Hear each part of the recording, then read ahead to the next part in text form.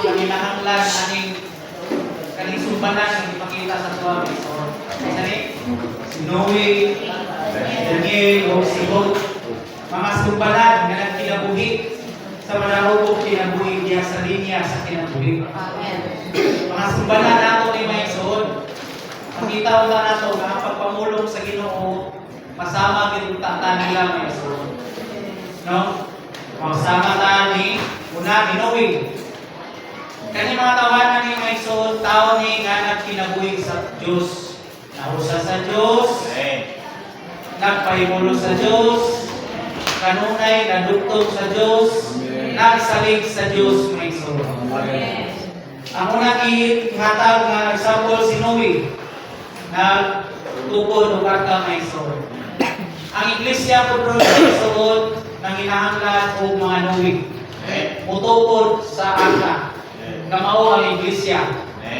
Muna bitaw na isukog yung nga usang yaw yun. Kaya nang hinahanglan og builders ang katong Ginoo may suod. Oh, hinahanglan yun mga Noe. Muna hinahanglan na kita yung espiritu nga musangyaw may suod. Sino isugog yun siya nga mo build sa art mga isod. Kitapod karon na hinahanglan ang iglesia o mga Noe may isod. Karon sa tuyo nga matukod ang iglesia. Amen. Kung itaw lang sa episode si 12 may isod, naghatag siya mga gasa. Ang uban, apostoles, evangelista, propeta, shepherds, teachers. Para sa may isod, for building up the body of Christ. Amen. Munang nanginahanglan yun siya o mga magtutubod. Ang iglesia ni Maison, ang mga nakabatos kinabuhi, mga panday.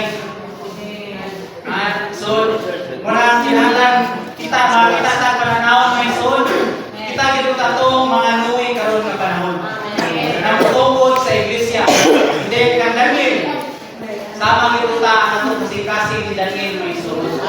Si Daniel, masipag ilabay dito sa hudno, huwag din siya isimba sa Diyos ni Nagtimpan sa kita na isunod, kasi gamiton lang ang atong panginabuhi, makasimba na rin sa atong negosyo.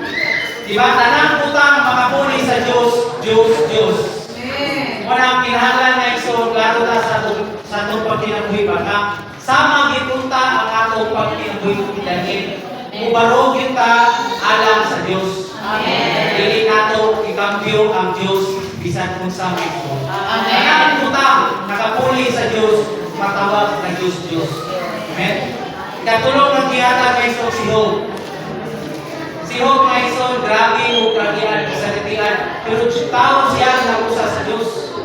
Pero grabe o kasalitian may so.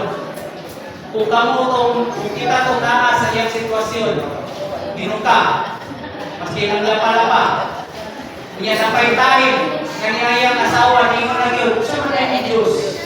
Mura nag-down, kung niya asawa ba? Di ba hindi mo na i-course, hindi mo Diyos? Di ba? Na-question na, pati ang asawa. Iyan mga igala.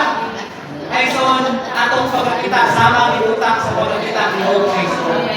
Maski pa, ginuot sa sitwasyon na nagalisod, sa pinakalisod na sitwasyon kay Sol, pero ang iyang kasi-kasi na naigugma o nausagin sa Diyos. Nasalig sa Diyos. Ibaligyan pa natin, tutukutan dahil siya nga, kasi kung sa'yo bumatod sa tanas sa iya, kung sa'yo lang pakya. Samang pali may Sol, na tayo, pabutan ko na. Makita na tukutan may Sol, tukutan ang tanang butang sa Ginoo. Amen? Munang, laro ka may Sol. Ang ato ang pagtulunan ron, sumbanan dito tayo Pinoy. Dahil si Hong Maison. Tao na kinabuhi, nakusa, nagpahimulos, nag-enjoy sa Ginoo Maison. Or yun ay sikreto. Dahil ko ng Ginoo ba, ang kinahanglan ng yun, ang ato ang pagpahimulos Maison, tinuod na pagpahimulos. Amen.